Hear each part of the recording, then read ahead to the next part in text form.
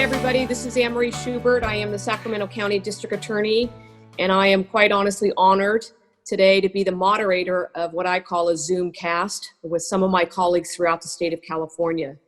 So we have here today the District Attorney of Alameda County, Nancy O'Malley, the District Attorney of Los Angeles County, Jackie Lacey, the District Attorney of Santa Clara County, Jeff Rosen, and the District Attorney of San Diego County, Stephan. So Nancy, why don't we start with you, and if I can ask all of you to kind of give us a little bit of background about yourself and your county, and then we'll kind of launch into why we're doing the Zoomcast today. Great, thank you so much, Anne-Marie, and thank you for everybody who's watching. My county is in Northern California. We are 1.7 million people. We've been involved in domestic violence, sexual assault, child abuse, human trafficking for a very long time. In fact, I was a rape crisis counselor volunteer when I was in college. And then I was very fortunate to join Alameda County DA's office, who actually was the first victim witness assistance program in the country. And I was proud to join an office that valued the voices of victims and made sure that we provided resources and education and support during the most critical times of their lives. So in my office, we also have a family justice center, which is very active, and I'll talk a little bit more about that. And I'm just really, really pleased to be here. Thank you. All right, Nancy, thank you. How about you, Jackie Lacey from Los Angeles? Well, I'm Jackie Lacey. I'm the District Attorney of Los Angeles County. We serve over 10 million residents, and our mission is to seek justice and also safeguarding crime victims' rights.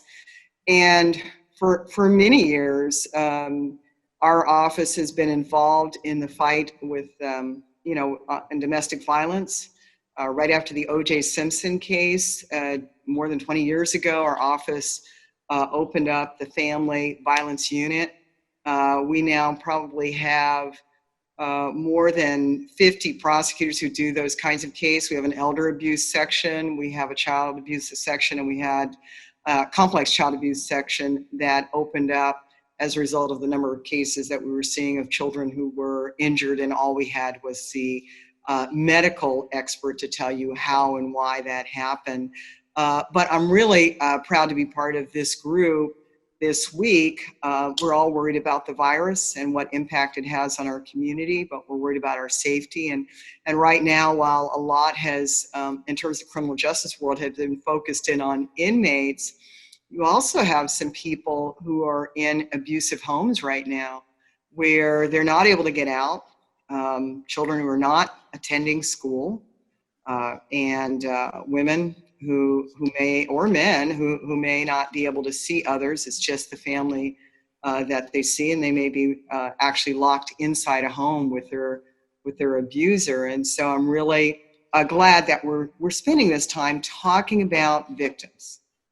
Because they can be the forgotten people in the midst of talking about improving the criminal justice system. So I really look forward to a really good, robust discussion about what everyone can do to help these very vulnerable victims and make sure that this abuse doesn't take place behind closed doors, and especially when you could prevent it by just making one phone call. All right, thank you, Jackie. All right, Jeff Rosen from Santa Clara County. Yes, my name is Jeff Rosen. I'm the District Attorney in Santa Clara County. I've been the DA here for about 9 years. Santa Clara County, our largest city, is San Jose. We're the heart of Silicon Valley. We have a population of almost 2 million people. It's a very diverse county. 40% of our residents were not born in the United States. Many different languages are spoken here, which creates challenges and opportunities in terms of dealing with a diverse group of crime victims. And I'm really pleased that we're going to spend this time talk a little bit about how all of us are trying to better serve crime victims during this COVID crisis. There has been a lot of focus on criminal defendants and the jails and what needs to be done to provide for public health in the jails and outside the jails.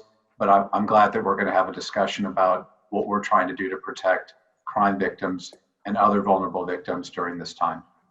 Okay, Jeff Rosen, thank you so much. I really emphasize that your words, which is challenges present opportunities for us. So I think that's something that we're all looking at. Stephan from San Diego. Hello, everyone. It's exciting to be with such a great group. I'm the baby of the group, not by age, for sure, but by number of years that I've been the DA, a couple of years, but I've been a prosecutor for more than I've been alive, not a prosecutor, about 30 years. And it's been an honor every day to wake up and fight for justice. And it's an honor as district attorney because you're able to set those wider policies to fight for the community, for everybody to feel safe. And this is such an extraordinary time. And it's a time where we know that our communities really need us. They need us to be at our best so that we can continue to protect the most vulnerable. And that's what we're doing here in San Diego. I have about 1,000 employees, 1120 to be exact, and they are facing their own challenges in their own families, but they're waking up and continuing our mission to serve the 3.3 million people here in San Diego County. And I'm proud of what we're doing, but what's really great is the collaboration and learning from all of these other elected district attorneys and borrowing ideas so that our service is at its best. All right, well, thank you so much, Summer, for that. I'm just thrilled to have all of you here. So the purpose of this Zoomcast really is to kind of come together as a group of elected DAs from across the state. Obviously, we all have the same mission, which is to protect public safety. And right now with this pandemic, and particularly because of stay-at-home orders, all of us have been at the forefront of being concerned about the health and well-being of our constituents. And that, in particular today, we want to talk about things like domestic violence, child abuse, elder abuse, sexual assault. This week marks Denim Day, which is this Wednesday, which is hopefully the day we're going to be releasing this podcast. But today we want to just take a few minutes to kind of talk about the innovative ideas that everybody is bringing out because of this pandemic, but is really trying to serve our communities in a different way. So I'm going to start with Nancy O'Malley. I know Nancy, for those of you that don't know, is not only the District Attorney of Alameda County, but she also is the president of the California District Attorneys Association. So Nancy, maybe you can start us off with what's happening with CDAA and Alameda County. Thank you, Anne-Marie. I want to say that the California District Attorney's Office is made up of over 3,000 prosecutors across California, all of whom are dedicated to justice and to ensuring that victims have a voice in the criminal justice system. The organization was formed in 1974, and it has been at the forefront of enhancing victims' rights and victims' voices. And this is critically important at times like this, where there is a lot of attention on how we're balancing the rights of the defendants in this time of crisis and pandemic, but without missing out on or not hearing the voices of victims. And that's important. Every prosecutor in this state is focusing on not only ensuring the rights of the defendants, for sure, but making sure that victims are not left out of the conversation. The issues that we're talking about today, which would be the interpersonal violence crimes that we know happen behind closed doors, it is an issue for every prosecutor in the state. So while you have 5 of us here representing different counties, I'm speaking and we're all speaking for all of our colleagues across the state to say that we are here for victims of crime. We are open, we're working hard, and we will make sure that where we can help, we will. So Nancy, can you tell us a little bit from the perspective of Alameda County of some of the kinds of things that you're doing within your county to kind of serve the needs of victims? Yes, happy to. So as I said at the beginning that we have family justice centers here in the county, and I also have my entire victim witness staff working. So on domestic violence, because we're all seeing a downturn in the calls for help, which we know is because many crimes are happening behind closed doors, and it's likely that many people who are being victimized don't have access to a phone or to a way to get the word out or to get call for help. So what my victim witness staff and my family justice center staff are doing is we're calling all the victims that we've worked with in the past, not just ones that have active cases going, but victims that came to the Justice Center a year ago or 2 years ago or 3 years ago, just checking in to see what they need, if they're safe, do they need any help. I will tell you that we've had over 200 requests to relocate out of a house because they are sheltered in place with the abuser for many of them. We're also very concerned about their children. And at our Family Justice Center and through our other programs, we do a lot of work with children who witness domestic violence to make sure that they don't have to grow up and repeat the same life that their parent does, either as a victim or a perpetrator. So that's an important thing we're doing with domestic violence. We also have created a electronic medical record. We call it DVRR, which is Domestic Violence Reporting and Referral. And that is when somebody, a victim of domestic violence, goes to the emergency room for help, there's a medical record that the healthcare provider will follow and be able to log in injuries. And included in that is a risk assessment tool, which has become very vital because that tells us whether somebody is safe if they return back to their home. And we're continuing to get referrals through that will be followed up by the navigators from the Family Justice Center. I also do want to talk about sexual assault, though, because while we're seeing fewer reports being made, that we know that we still have reports of sexual assault happening. And there's a couple of things about that. First of all, we really are encouraging victims in the community through our media outreach, through our social messaging, that if somebody is a victim of sexual assault crime, that we urge them to go to the hospital both for a forensic exam, but more importantly for a health exam. In this time of COVID and being sexually assaulted and victimized in that way, we want to make sure that people have the immediate medical care that they can receive to be able to stay safe and healthy. There's some activity going on the YouTube, and there's some marketers that are marketing this do-it-yourself forensic evidence kit to do at home. This is not good. These are scams because, first of all, those forensic evidence kits are not valid, number one. Number two, the dynamic and the help that a sexual assault survivor gets when she or he goes to the sexual assault response center is invaluable.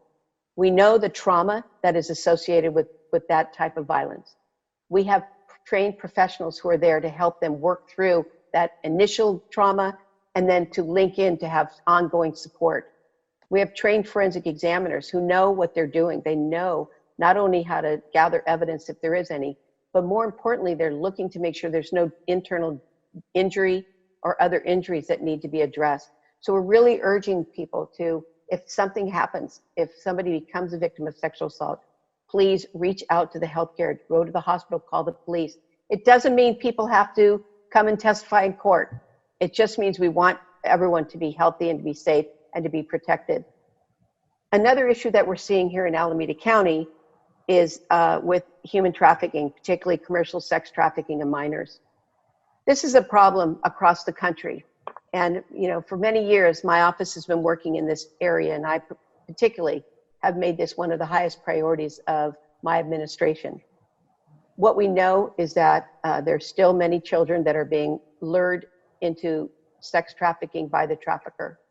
Some are coercive, but some of it is just involving force. And these youth are actually visible. They're on the street. They're on the internet. We track the internet ads, and I will tell you that in one day, one 24-hour period, in the city of Oakland, ads for sex, paid sex with a minor, was over 870 ads in one 24-hour period.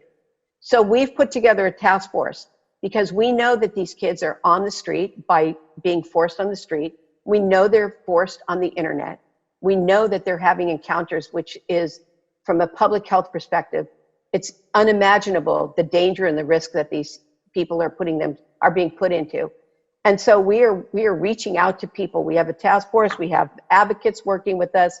We have everyone, all hands on deck, to do what we can to separate these children away from these traffickers and to stop exposing them to these public health risks, and particularly COVID-19, and then to get them resources, get them into a safe place, get them clothing, get them food, get them support, get them counseling, all of the things that we would do to try to help them. And I think this is critically important because a lot of people in the community know the term human trafficking, and people can say that, but there's so much more behind the term human trafficking are people who are being exploited and trafficked and put in the gravest danger. So those are some of the things that we're doing to make sure that We are reaching out to the people who need us the most, and who are the most vulnerable right now during this time of shelter in place and other health issues. All right, Nancy, thank you. Lots of incredible stuff happening in Alameda County. Jackie, I'm going to switch to you now. I think all of us on this Zoomcast know that you have been really an extraordinary leader, especially when it comes to mental health issues in our communities. Right now, we all know that the stress and anxiety of these stay-at-home orders and the crisis is really impacting our communities. So maybe you can kind of tell us what's happening in Los Angeles County. I know you have a campaign called Behind Closed Door. You can kind of just tell us what's going on in Los Angeles County. Yeah, so because the jury trials are not going, we have thought about how can we best use this time to serve our community. So I have 200 victim services representatives. We doubled the number of victim service representatives. And like Nancy, we're contacting victims, we're talking to them, and they're terrified, they're scared. You know, in some cases, the abuser is getting out of jail and going right back to that home, right? And there are victims who are very worried. There are people that most of our victims are poor, they need services, so we're making sure that they're able to apply for restitution orders, protective orders. We're working on those type of things, and we're having to do that all with knowing the public isn't even allowed in to court, and just getting those things done. But the Behind the Closed Doors project, it was a very innovative project. It was an example of the public-private getting together, public and private industry getting together. Mike Fuhrer, who's my city attorney of Los Angeles, we were approached by the Grocers Association, and they said, hey, can we partner? We've heard that domestic violence is occurring behind closed doors. Everybody is now having to go to the grocery store, you know, deliveries are limited. And this is an opportunity that if someone is being abused, they can report it. They'll know how to report it. They'll post posters. We've got posters out in almost every grocery store here in LA County. But also it's to remind people to check on children who are not going to be in school, as I mentioned before, but those seniors who are just trapped in, and when I say trapped, I mean they can't leave. They're in the convalescent homes, and they may be being abused. I know the workers are shorthanded there. They may be short-tempered during this crisis. And we wanted to put it on people's minds that if you have a relative or a friend who's in one of these homes, or a senior who may be living with someone who abuses them, that you need to check on them. So Behind Closed Doors is hashtag Behind Closed Doors. That's our campaign. We've got all these posters out with the phone number of where to call if you suspect certain types of abuse. Mm-hmm. But also it is to remind people that the cops can't do it alone. Cops cannot apprehend basically criminals who abuse others of their home, because a lot of times it takes place behind closed doors.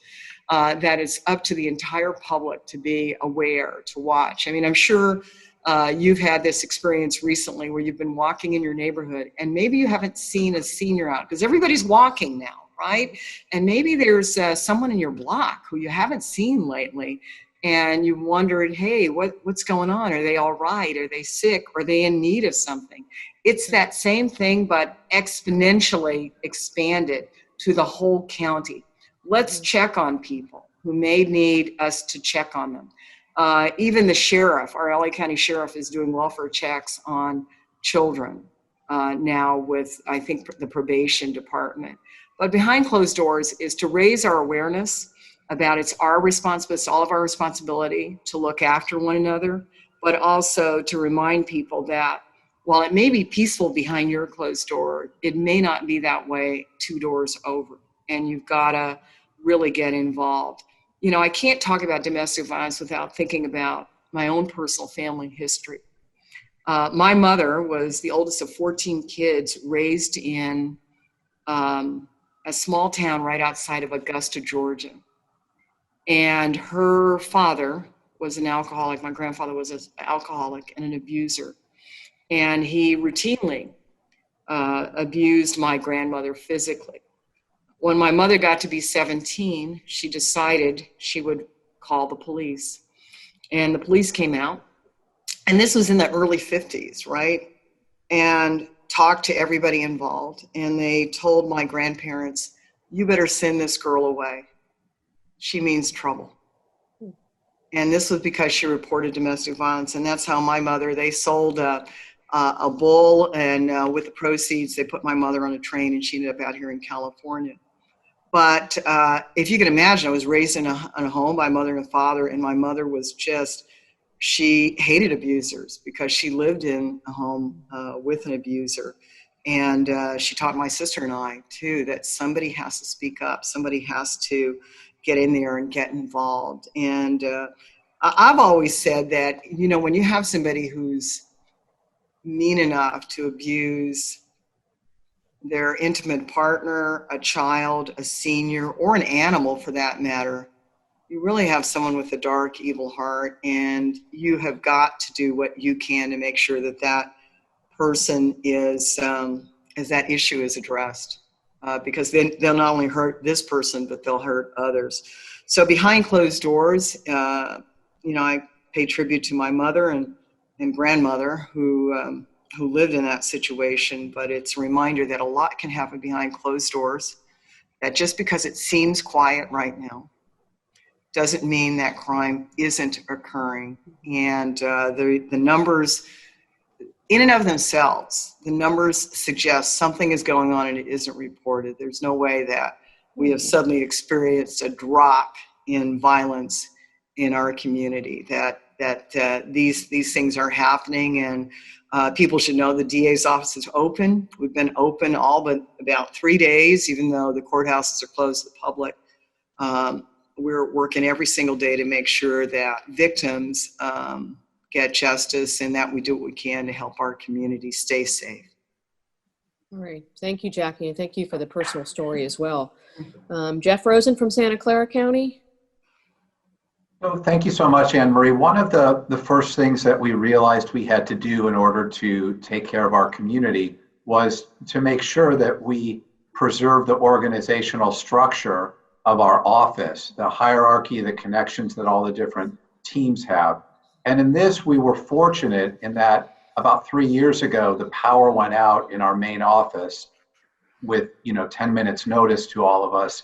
And we had to very quickly relocate over to our crime laboratory and contact everyone in the office and make sure that everybody was equipped with laptops that worked remotely. And that whole experience where we were camped out for a week, working out of a large room in the crime lab, helped prepare us for this situation where literally on Sunday afternoon, we got the word from our public health doctor that the next day, really, so many things were going to be shut down in our county. And so we had the experience of being able to work remotely, to have our attorneys and our staff have computers that connect to our different databases.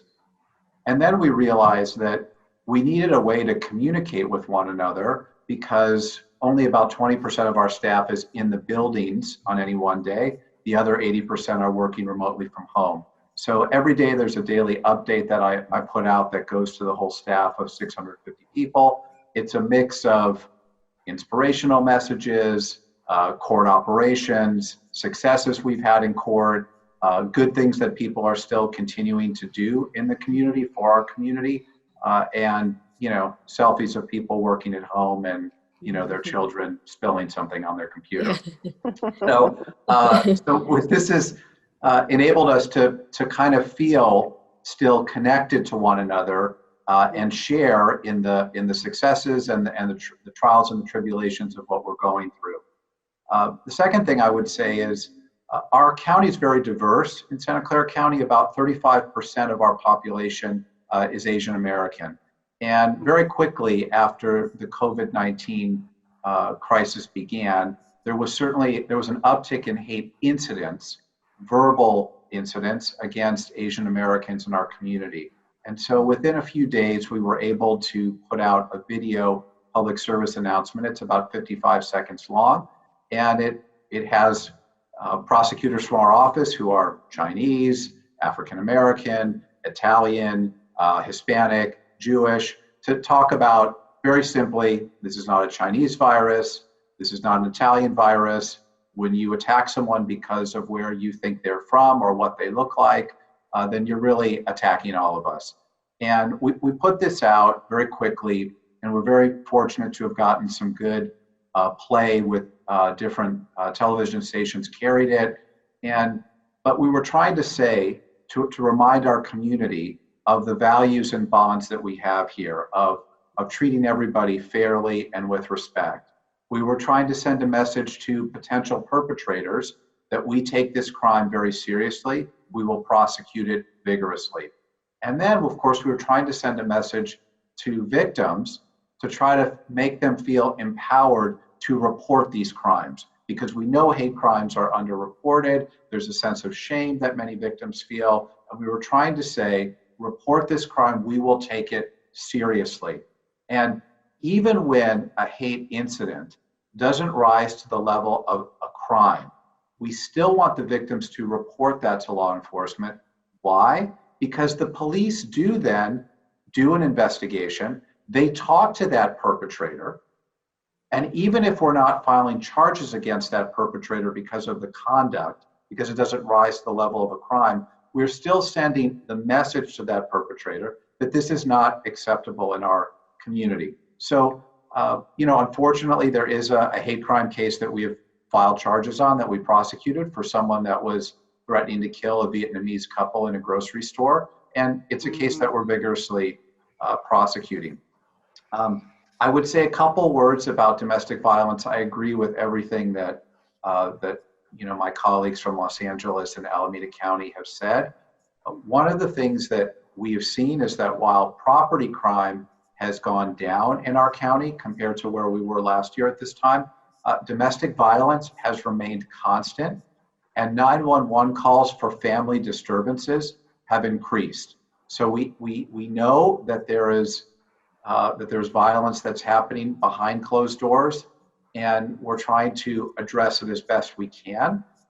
The last thing I would say is that, being the DA in Silicon Valley, we try to, as best we can, be up to date on the latest technologies. So one of the things that we're in the process of developing, we were very fortunate to get a state grant, was to develop a victim app, an app for crime victims that would tell them the status of their case, Marcy's Law, frequently asked questions about the criminal process, the status of their offender, whether that defender was in custody or had been released, the status of their claim for victim compensation, and a way of being able to chat real time with a victim advocate or the prosecutor on their case. So it's in the development stage. We're a few months away from being able to roll it out, but it's definitely something that, while we vigorously protect intellectual property in our county, this is something that we're going to make available to whoever would like to use it. But we're trying to figure out ways to connect with victims. And by the way, this is an app that we know that perpetrators look at their victims' phones. So we're very aware of creating an app that will be disguised. It will not say crime victim app. It will say something that is innocuous and will not make a perpetrator think it's something that they should be concerned about. So we're working on that, and we hope to keep our staff together and working hard while this happens. Thank you. All right, Jeff. Well, thanks for that. I'm sure that all of us across California are going to look forward to that app when it's finally developed, because I'm sure we're going to want to borrow it if we can. All right. Okay. San Diego DA Summer Stephan, if you can kind of tell us what's happening in San Diego. Well, San Diego County, I would say that necessity is the mother of invention, and we really see that. And this time we really needed to be innovative, to transform in a couple of weeks all of our services so that we can actually serve victims and prosecute criminals and prevent crime in a different way than we've done before. And because of technology, we've been able to really do that, and we've been able to convert a lot of our processes to online processes using different web apps and the like. And it's been amazing to see the way we can adapt when people are determined to get a job done, seeing the team adapt so that we have these virtual hearings in court, because we have timelines. And if we don't meet those timelines, we had some major sex offenders and traffickers and abusers that we needed to meet that timeline so that they don't get released. One of the big things for us that we're seeing around the country, that our seniors are the ones that sadly are at the highest risk for COVID-19. And we see that a lot of the deaths really are coming from senior homes and senior facilities. And in my mind, as a prosecutor, I can't help but think that this is a little bit of a natural progression to how high their vulnerability is. And so we've been focused on that, focused on letting our community know that it's really critical that they reach out more often and that they don't take no for an answer. Even if they can't visit their loved one, they should be able to insist on having a FaceTime where they lay eyes on and they see and they're able to observe whether there's been any bruising, anything, a look in the eyes. We all know as prosecutors that there is absolutely nothing like looking in the eyes of a victim of a traumatic crime. It tells the story. It's not what's coming out of their mouth. It is what you see when you look at them, where you know there's a story behind the story, behind the story. And especially when it comes to abusers that are known to victims. You know, our communities are all ready to act when they hear about a stranger pulling a child off the street. You see people, you know, on alert, ready to help that victim. But when crimes are committed by someone who's known to the victim, whether it's domestic violence, sexual abuse, child abuse, elder abuse, which is often by a known perpetrator, that is when the community relaxes. They're not as vigilant. And at this time, I think this is a time when we are all trying to make our community realize that what is happening behind closed doors, closed facilities, it is on us to make sure that it is brought out into the light. We've reinforced all our resources, made sure that our shelters are able to, if they're not able to safely distance victims, that there are hotel vouchers, other ways to make sure that our victims are housed in a way that is decent and that is compassionate. We've been able to bring additional resources to this fight, working with the county, updating a new site, Prevent TV 1 and Prevent TV 2. What's interesting about Prevent TV 2, it's really intended for the perpetrators, not for those hardened that are wired to be violent, but those that have lost a job and see that their temper is getting out of hand, a way to actually get those trauma services and stay away from that becoming an abuser. That's really, really important. One of the most probably for me disturbing trends is that we're seeing a third of what we used to have to the child abuse reporting hotline. And we know that child abuse is continuing, but because kids aren't going to school where teachers and counselors are looking at them, and that statistic of 2/3 less reports is matched with the increase in what we're seeing in the internet crimes against children. We are seeing that pornographic images of children are exploding, which means that unfortunately homemade movies are being made more often at home with the abuser, with the children as sitting ducks. So we've taken on the effort with the superintendent of schools to make sure that teachers are making sure their kids are watching and are learning, and that they're actually looking at their kids for signs of depression use and they're acting. So we're still performing our mission, but we're just doing it in a different way, in an innovative way. And I do think the plus side is we're learning a lot of lessons that we can take into the future. Wow, that's a lot of good stuff, Summer. So one of the things, just before we kind of end this part, and then we're going to invite Patti Giggans into our Zoomcast. But Jackie, your behind closed door campaign, quite honestly, has really become what I believe is the benchmark for the rest of California. And I know Nancy's, this whole public awareness campaign, everybody's talking about it. But Nancy, maybe you can kind of mention it, from the CDAA perspective of why that was such an important campaign and is becoming an important campaign. Well, what all of the district attorneys in the state are having the same conversation, and we all have the same concerns about what's happening with people sheltered in place. And as DA Rosen said, that we've had the task of balancing the rights of an accused, of the unique circumstances and protocols that we're following in this time of COVID, but more importantly, of making sure that we are focusing on victims, and not just victims that are calling for help, but victims who we don't see. So we have, as an organization, CDAA, we have reached out and working with the California Grocers Association. They're wonderful partners for us because all the grocery stores are members of the association.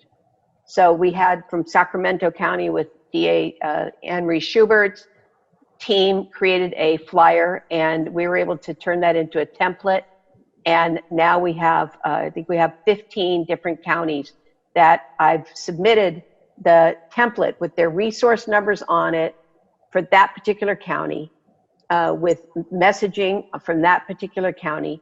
And then our partners at the California Grocers Association are working with the locals, just as DA Jackie Lacey said that they're in the grocery stores in LA County. Well, now they're in grocery stores all across California, because people are going to the grocery store. Everybody's paying attention. And they're very clear. And it isn't just for victims to understand that there is a help for them, there is help, but it's for people who walk down the street, live 2 doors down, people that have loved ones that they suspect something's going on. So the resource numbers are really valuable to be able to alert somebody that something may be going on. It may not, but at least we have eyes and we are able to check on people in that regard. And I think from a California District Attorneys Association, it's a proud step and an important initiative that we're all engaging in. And the last thing I'll say from CDAA's perspective is that for anyone watching that your prosecutors in your county are working very hard. Some people think that the government's shut down or the courts aren't working.